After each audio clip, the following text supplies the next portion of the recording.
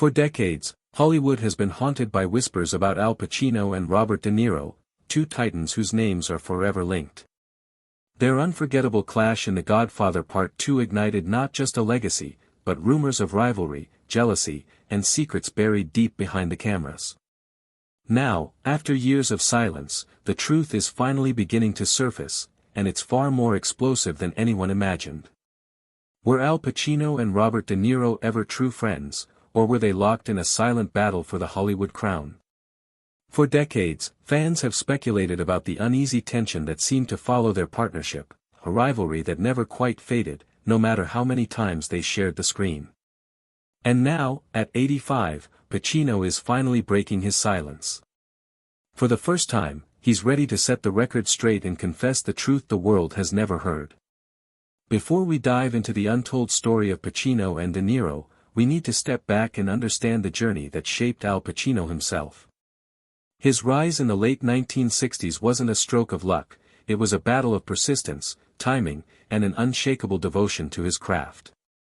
To understand the conflict between these two legends, we must first understand the fire that built one of cinema's greatest icons. In 1967, a young Al Pacino stood on the stage of Boston's Charles Playhouse, pouring his soul into Clifford Odets's Awake and Sing and Jean-Claude Van Italy's America Hurrah. For the first time, he was earning money, $125 a week, not just for working, but for living his dream. To Pacino, it wasn't just a paycheck. It was proof. Proof that his passion could become his life. It was on that very stage he met Jill Clayburgh, a brilliant young actress with the same hunger for greatness. Their romance burned for 5 years, forged under the heat of the stage lights, carrying them from Boston back to New York with the hope of carving out something lasting, both in love and in art. Then came 1968. Pacino landed a role that would change everything. In Israel Horowitz's The Indian Wants the Bronx, he became Muff, a wiry, volatile street kid whose every movement radiated raw authenticity. The play ran for 177 performances at the Astor Place Theater, paired with Horowitz's It's Called the Sugar Plum, starring Clayburgh herself. The production was a sensation, but it was Pacino who stole the spotlight. His electrifying performance didn't just win him the Obie Award for Best Actor, it announced the arrival of a force destined to reshape American cinema. John Cazale received the award for Best Supporting Actor, while Horowitz was honored for Best New Play. However, the impact of the production extended beyond these accolades. Among the audience was Martin Bregman, who would later become Pacino's manager and significantly shape his career. Bregman recognized the young actor's ambition and guided him towards roles that would ultimately define a generation. The Godfather, Serpico, and Dog Day Afternoon. Pacino frequently credited his encounter with Bregman as a pivotal moment that changed his trajectory forever. That same year, Pacino journeyed with The Indian Wants the Bronx to Italy, where he performed at the Festival dei Due Mandi in Spalto. It was his first visit to the land of his heritage, and he often reminisced about the excitement of performing for Italian audiences as a significant milestone in his early career. Upon returning to New York, he and Clayburgh persisted in the struggle of young actors striving to make ends meet. They both featured in an episode of the TV series NYPD titled Deadly Circle of Violence, which aired in November 1968. Clayburgh also maintained a regular role on the soap opera Search for Tomorrow. Despite their efforts, finances were tight. It was Clayburgh's father who discreetly supported them, providing monthly financial assistance that prevented the couple from being overwhelmed by New York's high rents and the erratic nature of acting jobs.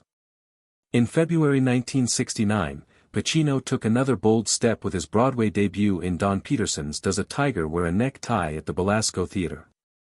Although the play closed after just 39 performances, critics highlighted his performance. There was an undeniable vitality, an electric quality in his presence. A month later, in April, Pacino was awarded a Tony Award for his role, a recognition that established him as one of the most thrilling young actors of his time. This marked the start of a lifelong love affair with the stage. Through the 1970s, Pacino sharpened his craft on the stage, winning another Tony for the basic training of Pavlo Hummel and delivering a fierce interpretation of Shakespeare's Richard III. The theater was his proving ground, a place where language, discipline, and raw emotion collided.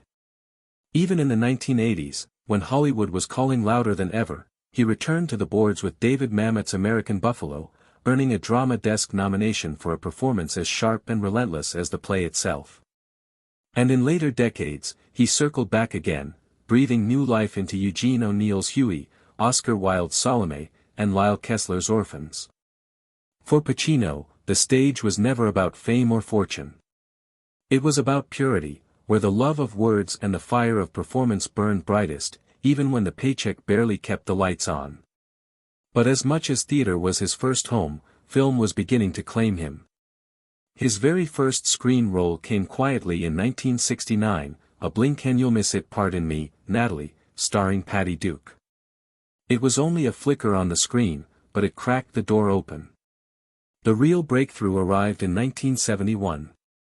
In Jerry Schatzberg's The Panic in Needle Park, Pacino embodied a heroin addict with such brutal honesty and vulnerability that critics couldn't look away. The performance was raw, unsettling, unforgettable, and it changed everything.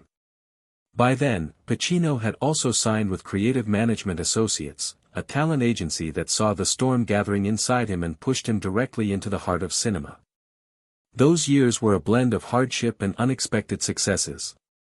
Pacino was still carving out his path, moving between off-Broadway shows and minor television roles, supported by the generosity of others and his unwavering dedication to acting.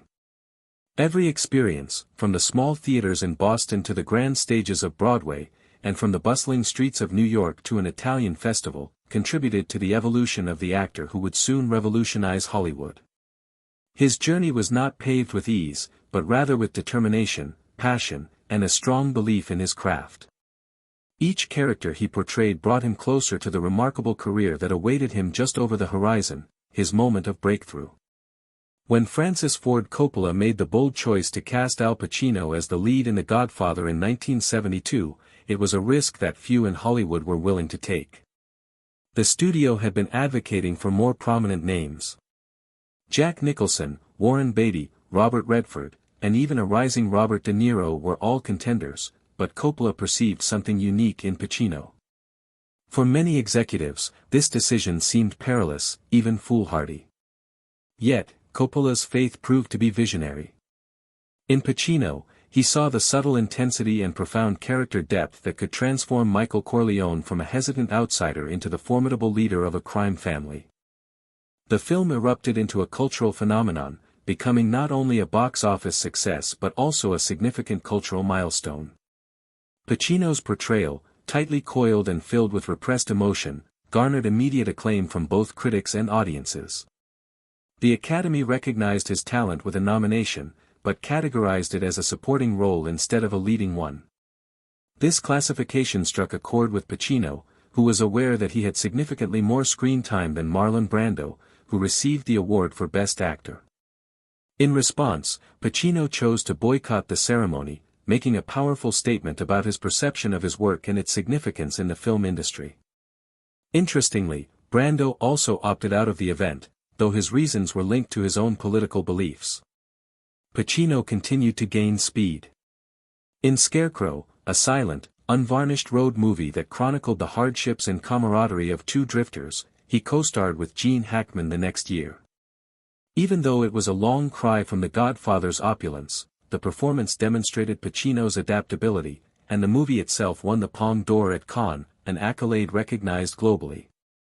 He played the role of Frank Serpico, a New York City police officer who risked everything to reveal systemic corruption within the force, in the scathing film Serpico that same year. He was nominated for another Academy Award for the performance. He solidified his status as one of the most captivating talents of his generation and won this time for Best Actor. Then, in 1974, Pacino made a comeback to the Corleone family in The Godfather Part II, which sparked a great deal of controversy over him and Niro. However, this was no typical follow-up. The Academy Award for Best Picture went to it, making it the first sequel. Now completely in control of Michael's decline, Pacino gave a performance of terrifying restraint. His Michael was more ruthless, darker, and colder than before. Some critics would go on to call this metamorphosis one of the clearest depictions of a heart turning to stone in cinema. The Academy eventually acknowledged him in the role that had already revolutionized his career by giving him a third nomination, this time in the Best Actor category. Pacino was more than simply a budding star during those years. He was reinventing what it meant to be a movie actor. His decisions, which frequently went against the norm, demonstrated a dedication to parts that required openness and sensitivity. Even while clad in the armor of revolt or authority, Pacino often demonstrated that he was more than just a performer, from the reluctant heir of a mafia family to the unyielding police officer who took on his own brothers in blue. He was immersed in his personas. And by doing this, he made a lasting impression on viewers all around the world as well as on Hollywood history. Al Pacino had established himself as one of the most captivating characters in film by the middle of the 1970s, and Dog Day Afternoon, released in 1975, only served to further solidify his standing.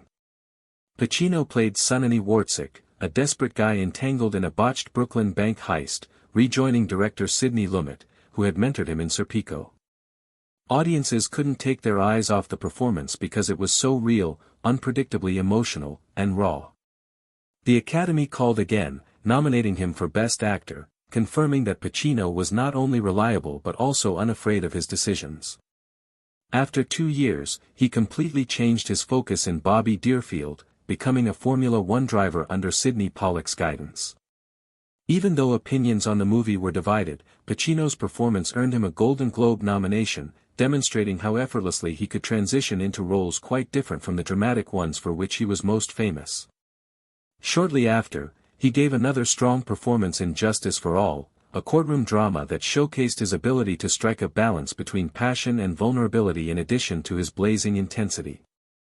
The Academy once again nominated him for Best Actor after critics appreciated the emotional depth he brought to the movie.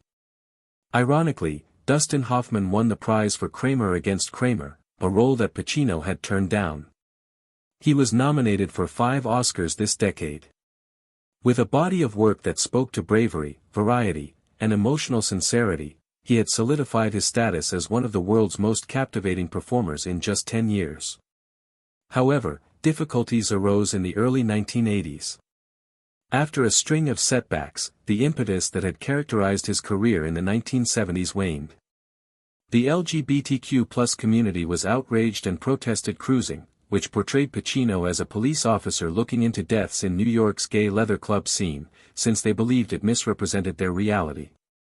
His bold performance was overshadowed by the issue.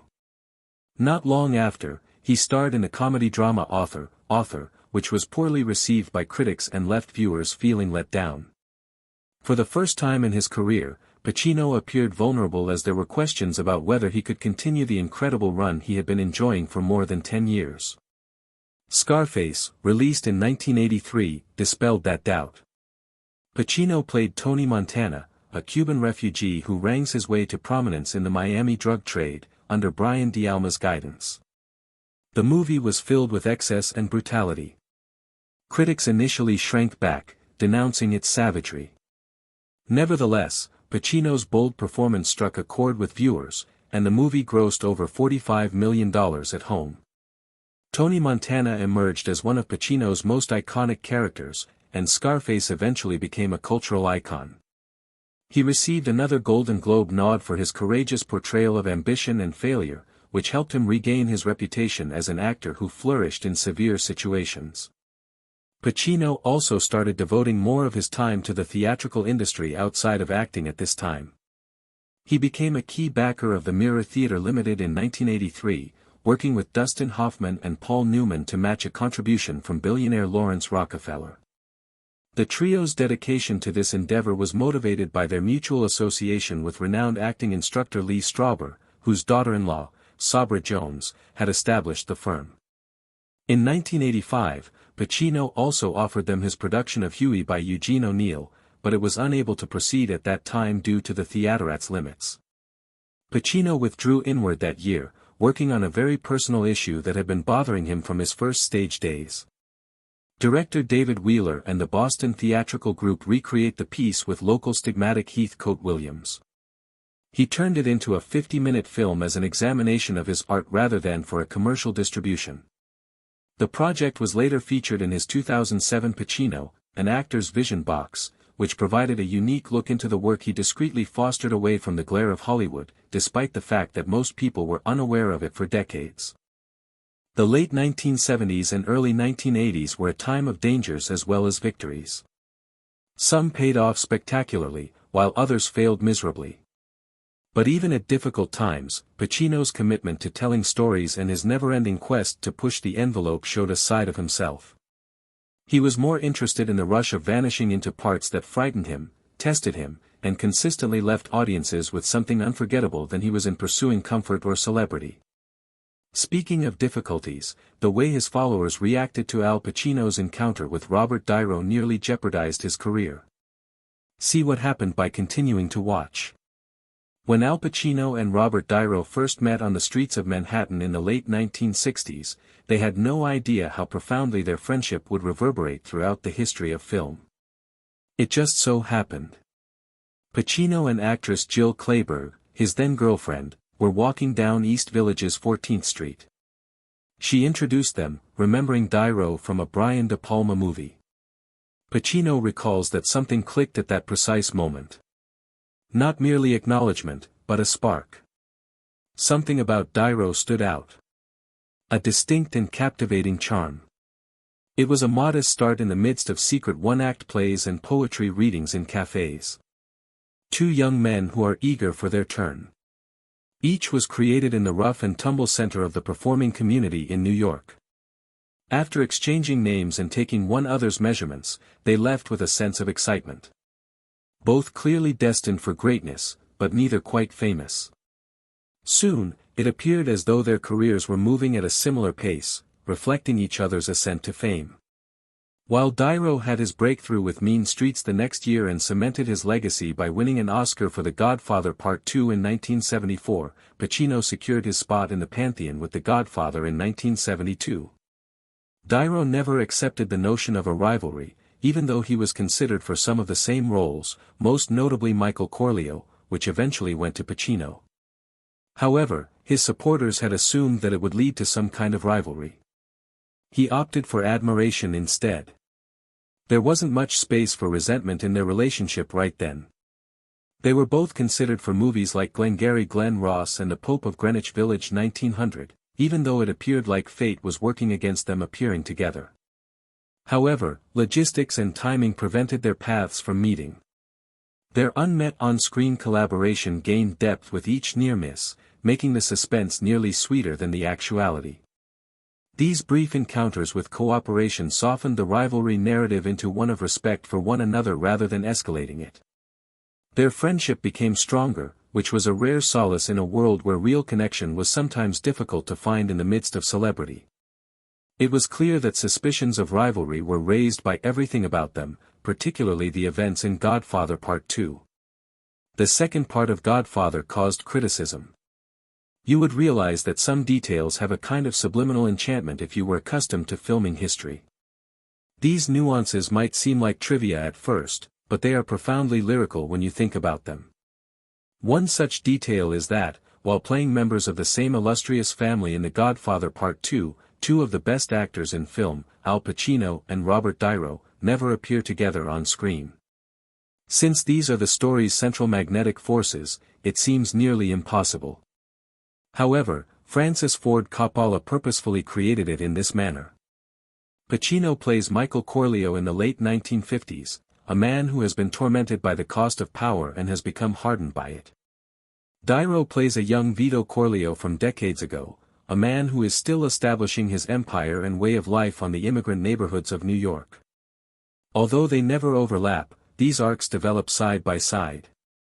Instead of focusing on face-to-face interactions, the movie weaves their experiences together like echoes over time. Coppola envisioned the film as a narrative that would juxtapose the father's ascent with the son's fall, serving as both a continuation and a reflection. He intended the narrative to depict legacy as well as succession. How traits like ambition, aggressiveness, and familial loyalty can be passed down through generations.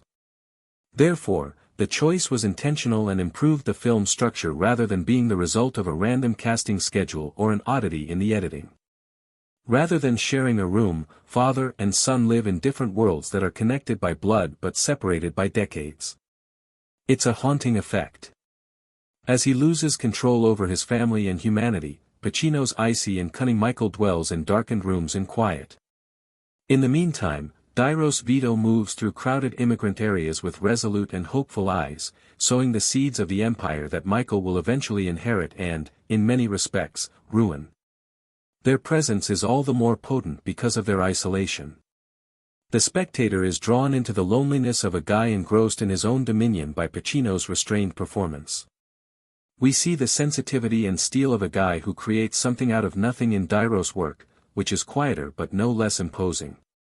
Since the film serves as a bridge between them, neither of them needs to be in the same frame as the other. Both of them are parts of the same myth. Son and father appear as shadows of one another, never coming into contact but always linked. This decision is frequently cited by critics and historians as one of the things that makes The Godfather Part 2 unique among movies. The fact that the two never crossed paths on TV was nearly confusing to viewers at the time. Two of the most talented people of their generation were featured in the same movie, their names appearing next to each other on posters, but the camera never let them be in the same frame.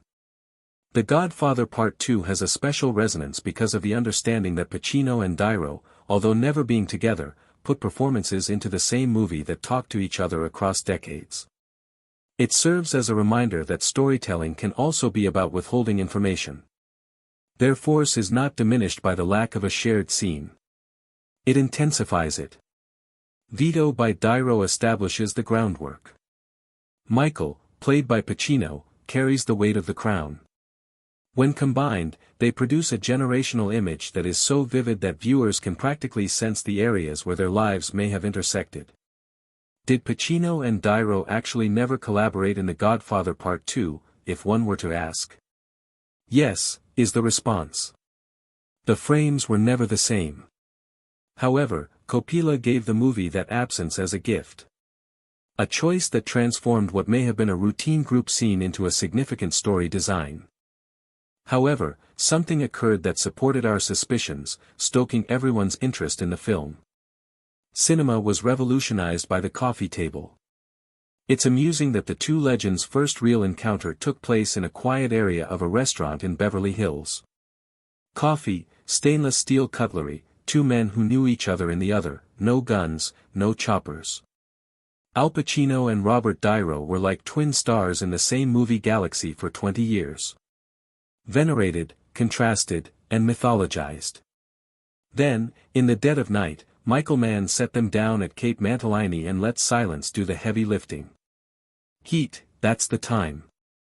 1995 transforms from a spotless crime film into something nearly sentimental. A confessional for two professionals who are unable to leave the only lives they are familiar with. The electricity is ingrained in the film's very fabric, and it was the first time the symbols shared a frame. The encounter is staged by Mann as though it were fate. Talking like old friends are two men who ought to be foes. They understand one another's compulsions, not because they've met before. The scene is important. Mann selected Cape Mantilini for this chat and shot Heat nearly all on site, like 95% of them in Los Angeles. An authentic eatery that added an organic intimacy to the scene. The murmur of an after-hours room is audible. The sound of cups clinking, the gentle reverberation from glass and tile. It's nearly austere and unshowy. Every look and half-smile reads like a revelation because of that constraint. Mann's ability to capture the scene is part of its charm. He had several cameras. In order to provide coverage that gave the dialogue a natural, slightly erratic rhythm, 3 viewpoints were trained on the table, allowing the performers to perform without worrying about hitting marks. Vincent Hanna, played by Pacino, leans forward like an adrenaline and caffeine-fueled detective. Neil McCauley, played by De Niro, withdraws into a serene, nearly monastic economy of movement. Mann limited the number of rehearsals since he desired the spontaneity of an actual first meeting. Over the years, Mann and the cast have given accounts that highlight how purposefully they kept it new, even going so far as to forego a formal run-rough. Aside from the rivalry problem, which was eventually resolved, Niro has a history of being embroiled in scandals that nearly brought his name into disrepute. Issues surrounding Niro's legacy. In addition to bearing the weight of a lengthy and illustrious career, Robert Niro's name is tangled with a few public scandals that highlight the complexity of life in the spotlight. A lifetime of work is not erased by these moments. Each one, however, offers a glimpse of the human chaos that lies beneath the myth. Legal battles that made personal complaints into news stories, viral lies that fact-checkers had to remove, and frank political statements that caused division. When combined, they paint a picture of an actor who is as passionately private and obstinately forthright as he is admired. The longest legal battle started in 2019 when Niro's former executive assistant filed a lawsuit against him and his business, claiming hostile work conditions, retaliation, and gender discrimination. The lawsuit sparked a bitter legal battle that lasted years and contained graphic allegations of unfair treatment and behavior on the job. Niro retaliated with his own counterclaims, alleging that the assistant had violated trust and misused business funds. And as the trial progressed, the two sides exchanged scathing allegations. In late 2023, the jury held the production firm guilty for retaliation and discrimination and granted the plaintiff compensation. Niro was ruled not liable by the jury. The victim and villain were not clearly depicted in the case. Rather, it revealed how conflicts in the workplace, even at the highest levels, may damage reputations and provide unsatisfactory results. Beyond the financial outcome of the conviction, the testimony during the trial itself demonstrated the peculiar closeness that may develop between personnel and celebrities. Stories of unpleasant or uncomfortable exchanges, assertions of emotional distress, and details that made headlines felt both sensational and tragically commonplace. The kind of interpersonal conflict that can occur anywhere and is exacerbated by celebrity. A legal distinction that is significant in courtrooms was highlighted by the decision to rule against the firm but not against the man. Even in cases when an individual is not found individually liable, corporate culpability may be established. Without any personal conviction, Niro felt that the outcome tarnished the company's reputation. Additionally, it became yet another complex chapter in the public's understanding of how celebrities deal with accountability and work relationships. Misinformation that occasionally clings to vocal individuals has coexisted with judicial drama. Niro has become a prime target for rumors and social media spin due to his direct political remarks over the years. A habitual pattern has worried false or wildly exaggerated claims about film offers being cancelled or guild actions being taken against him after he criticized political figures. Those stories have been traced lower back to satire websites or misinterpretations, and reliable fact-checkers have time and again debunked them. The spread of such falsehoods indicates how quickly statement can mutate into intended data online, and the way public figures can find their reputations buffeted via memories with little grounding in truth. More recently, Niro's public political voice sparked fresh debate while he used a major global degree to speak candidly approximately cutting-edge U.S. politics. On the 2025 Cannes Film Festival, in which he turned into venerated with a lifetime popularity. He brought a fiery address that criticized coverage moves and cultural shifts he saw as dangerous. Some even applauded him due to the fact they had been pleased with his speech, an alarm over threats to arts investment and innovative freedom. Others regarded it as an actor stepping beyond the bounds of artistic birthday party into partisan territory. Whether or not celebrated or chastised, the speech strengthened a truth approximately Niro that has constantly been clear. He has in no way shied away from blending his artwork along with his convictions. And whilst he speaks, he expects to be heard, although which means scary controversy. Whilst you stack those episodes together, the assistant's lawsuit and the jury's mixed verdict, the proliferation of debunked rumors, the headline-grabbing feedback, a sample emerges that is less approximately scandal than about the cutting-edge realities of reputation. Excessive profile lives are litigated in courtrooms and social feeds. Non-public grievances grow to be public narratives, and outspoken reviews become lightning rods. Niro's controversies are not crook scandals or ethical failings supposed to redefine his legacy. Instead, they're reminders that even towering careers are susceptible to workplace battle, to the viral distortions of the net, and to the polarizing outcomes of talking out in fraught times. So, what are your mind approximately those revelations about Al Pacino and Robert De Niro? Do you suspect that something can erase their mythical trajectory? Share your mind in the feedback under. And keep in mind to like, subscribe, and hit the notification bell for more thrilling memories about your favorite stars.